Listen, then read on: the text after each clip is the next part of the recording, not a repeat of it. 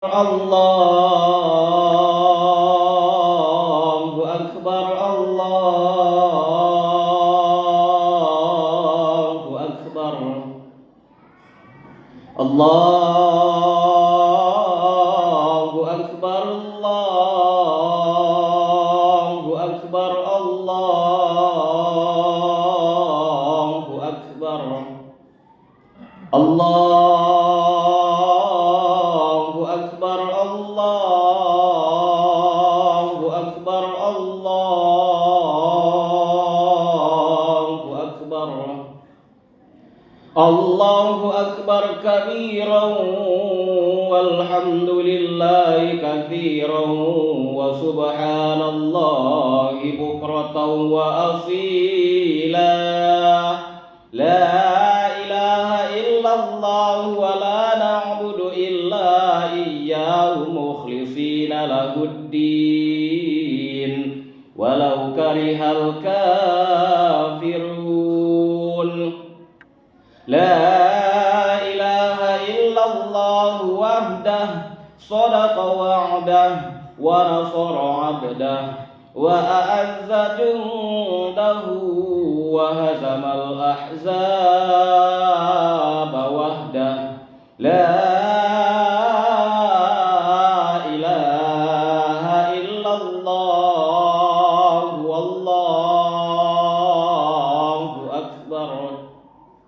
Allahu akbar walillahil hamd. Alhamdulillah, alhamdulillahi rabbil alamin, alladzi khalaqal insana fi ahsani taqwim. Asyhadu an la ilaha illallah wahdahu la syarika lah, wa asyhadu anna Muhammadan abduhu wa rasuluh. Allahumma salli wa sallim wa barik ala sayyidina Muhammad wa ala alihi wa ashabihi wa man tabi'ahum bi ihsani ila yaumiddin. Amma ba'du.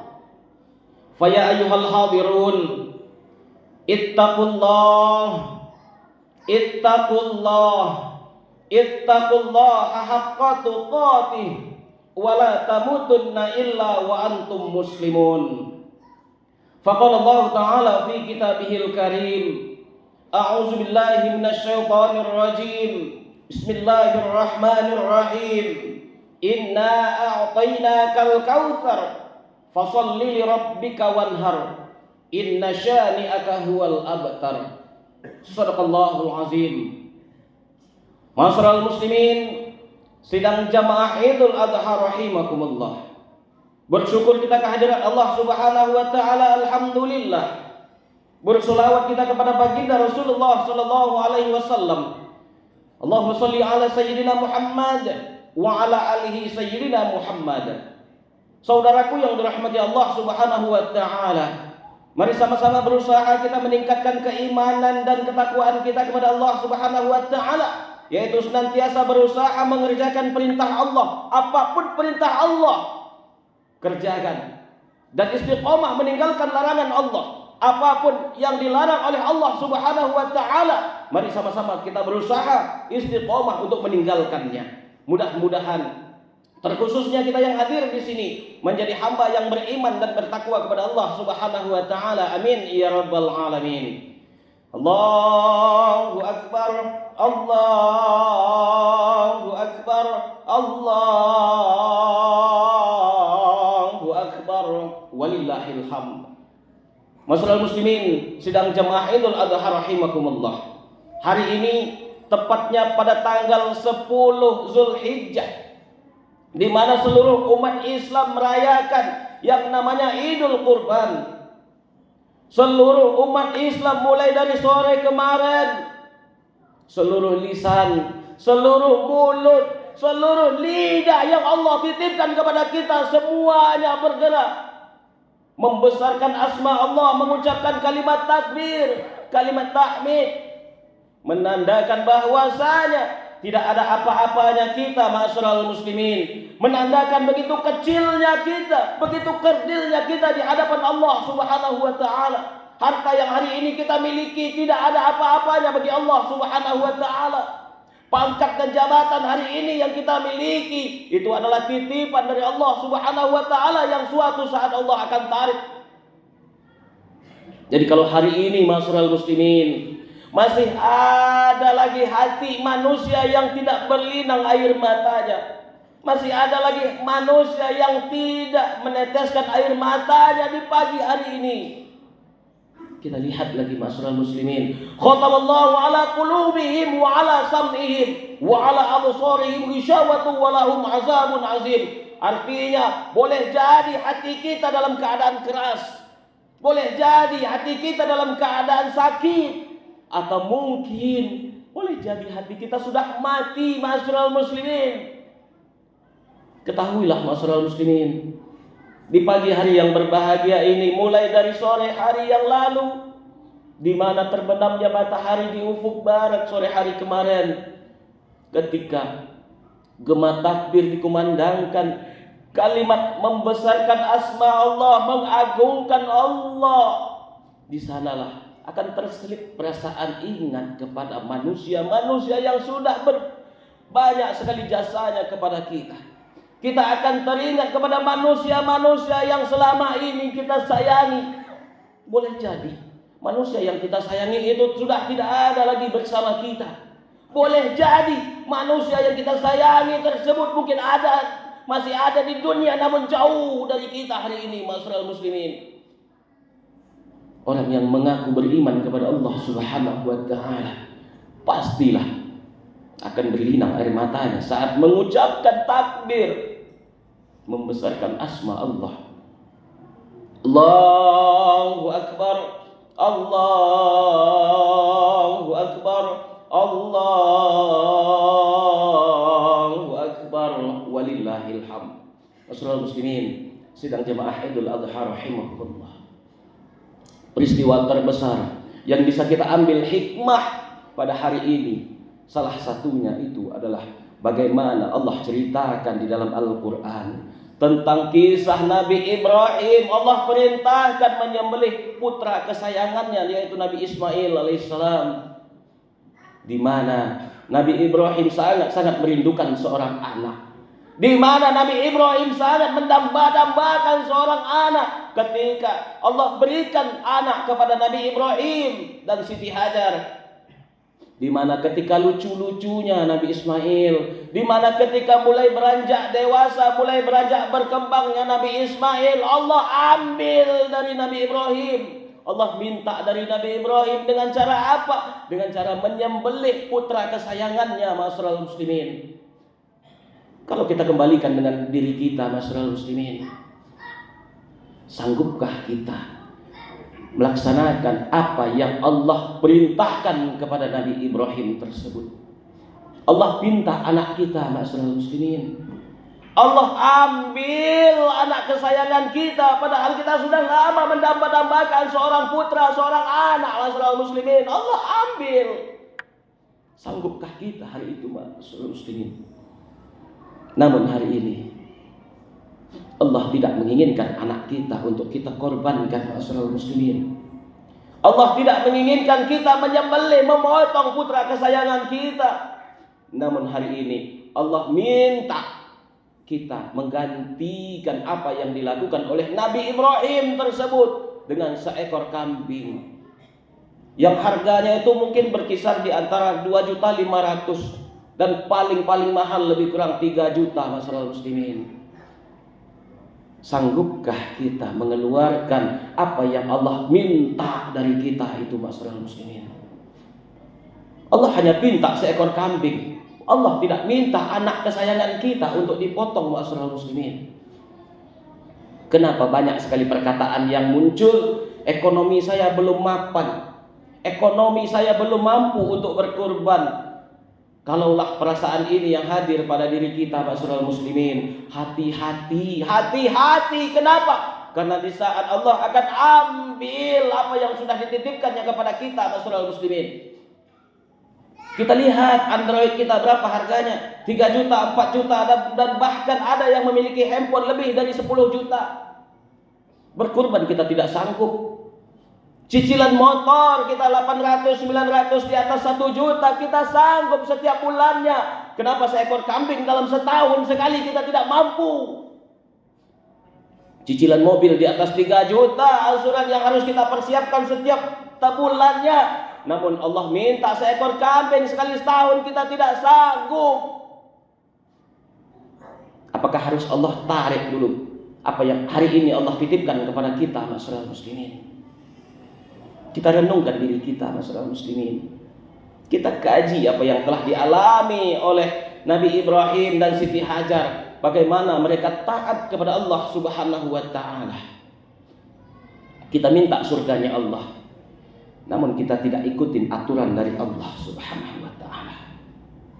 Kita enggan mengeluarkan harta kita, namun kita minta yang terbesar yang bisa menyenangkan kita kelak saat di hadapan Allah Subhanahu wa ta'ala, yaitu surganya. Mungkinkah surga itu kita dapatkan ketika kita hidup dalam keadaan perhitungan dan pelit? Kita tanya diri kita, masyarakat muslimin. Allahu Akbar, Allahu Akbar, Allahu Akbar, walillahil hamd.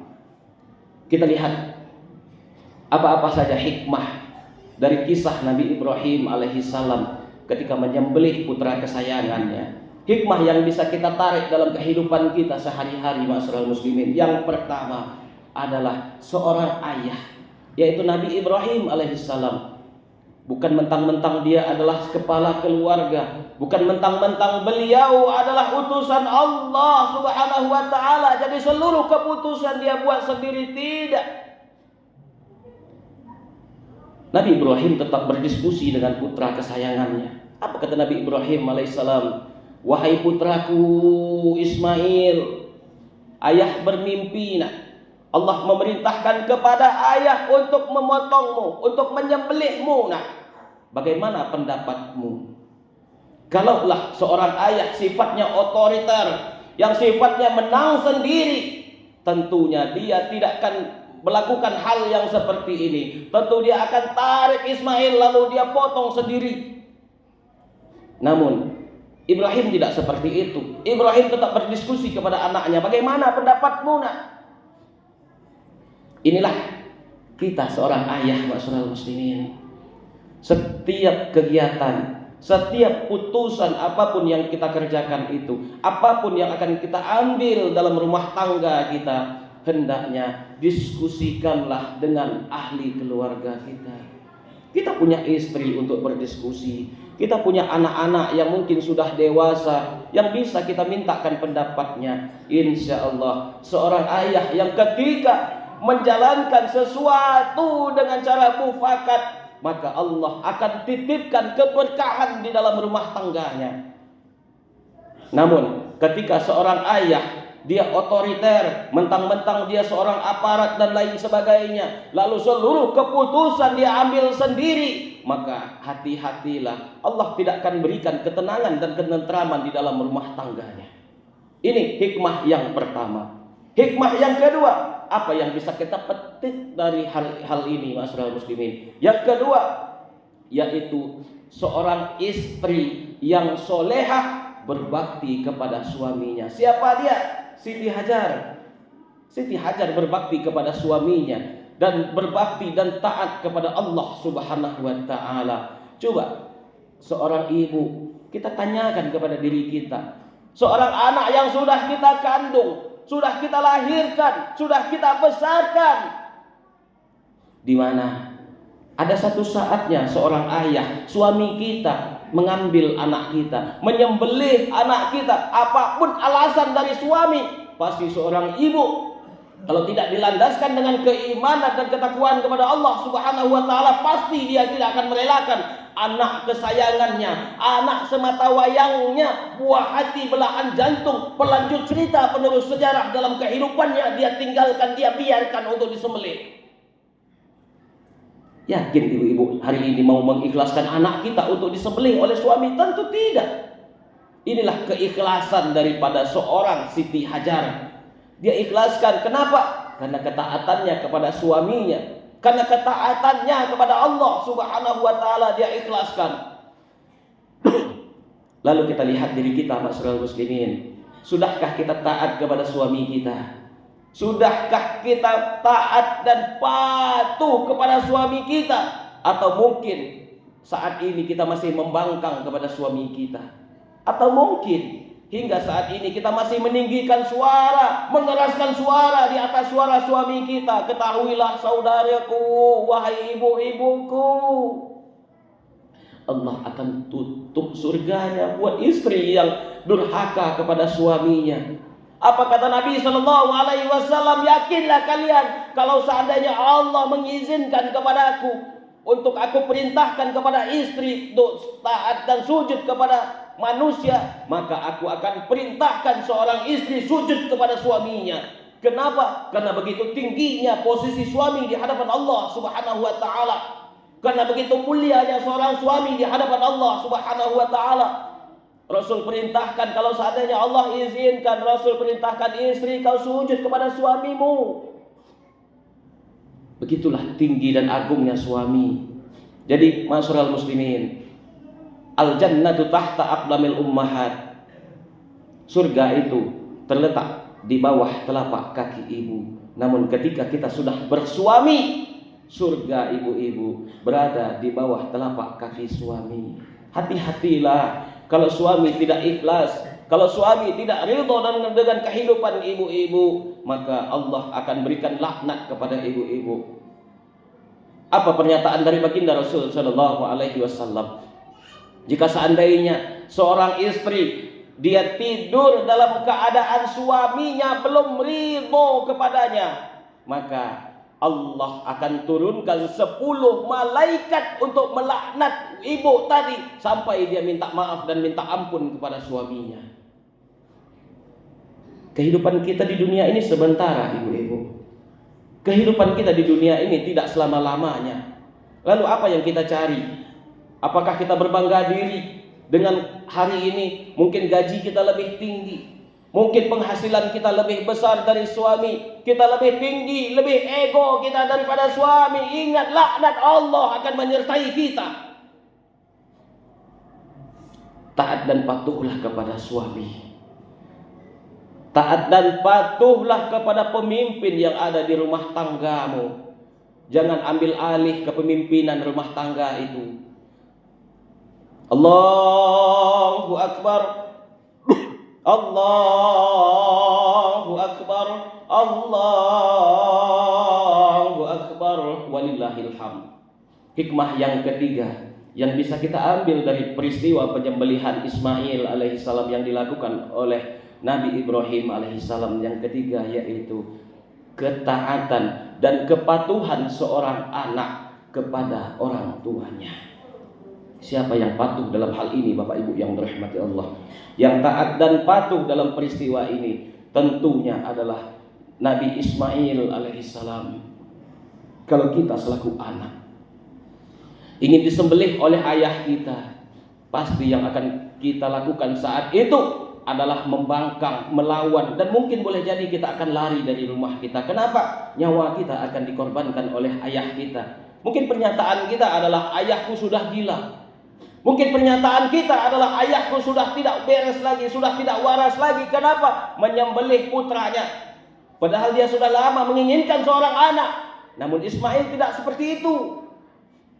Apa kata Ismail? Wahai ayahku, kalau memang itu adalah perintah dari Allah Subhanahu wa taala, kerjakanlah wahai ayahku. Insyaallah engkau akan mendapatiku bersama orang-orang yang sabar. Anak yang soleh, yang taat kepada kedua orang tuanya dan taat juga kepada Allah Subhanahu wa taala. Ini yang hari ini kita damba-dambakan, ma'asyiral muslimin. Kita minta kepada Allah, Rabbi habli minas salihin, Rabbi habli minas salihin. Ya Allah, jadikan anak-anakku anak-anak yang soleh.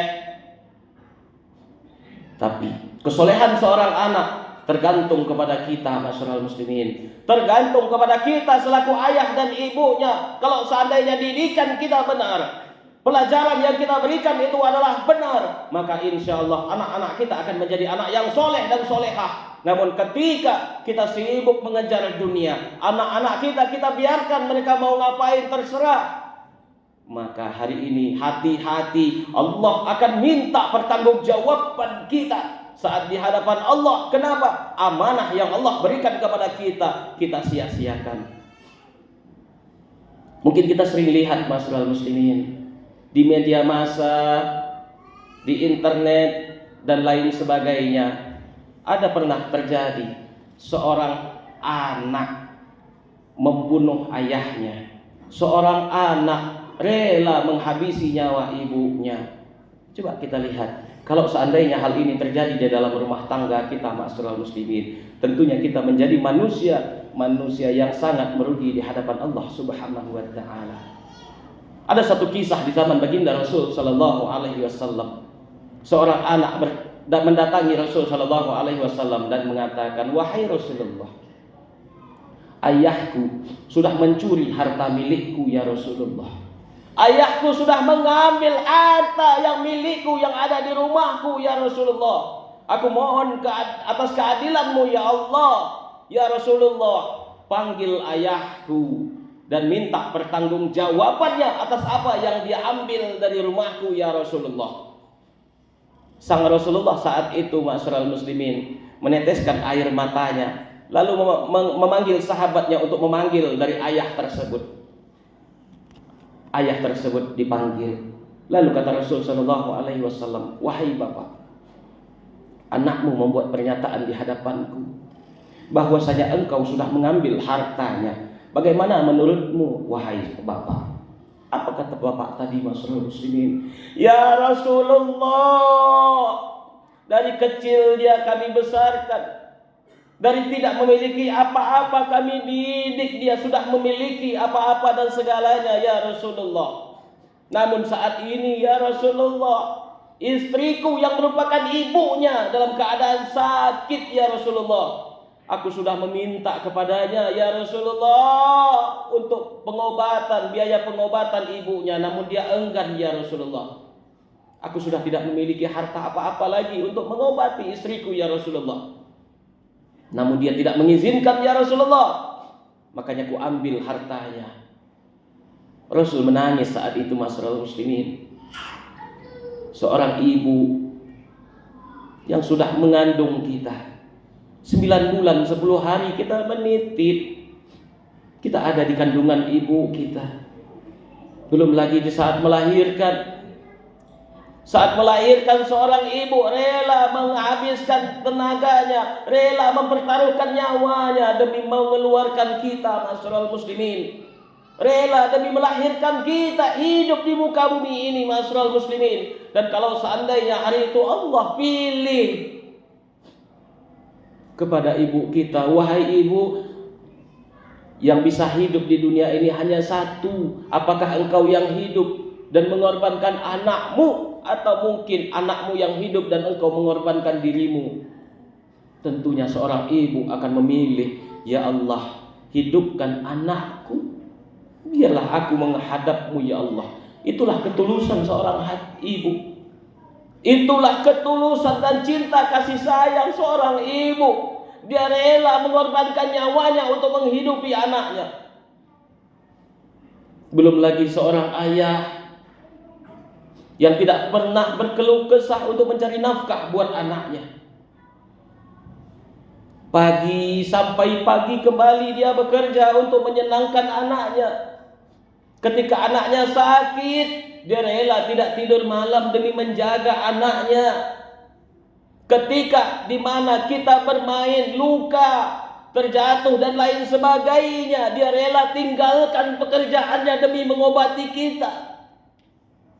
Tapi ketika kita sudah besar, ketika kita sudah berada, ketika kita sudah memiliki harta, kenapa kita enggan untuk membalas berbakti kepada kedua orang tua kita masyarakat muslimin? Padahal yakinlah masyarakat muslimin, kalau seandainya seluruh dunia ini milik kita, hartanya kita berikan kepada orang tua kita, untuk membalas apa yang mereka kerjakan, apa yang sudah mereka perbuat kepada kita, maka tidak akan mampu untuk membalas jasa mereka, masyarul muslimin. Sekalipun seluruh dunia ini hartanya milik kita, kita berikan kepada orang tua kita untuk mengganti jasa tersebut, tidak akan mungkin bisa, masyarul muslimin.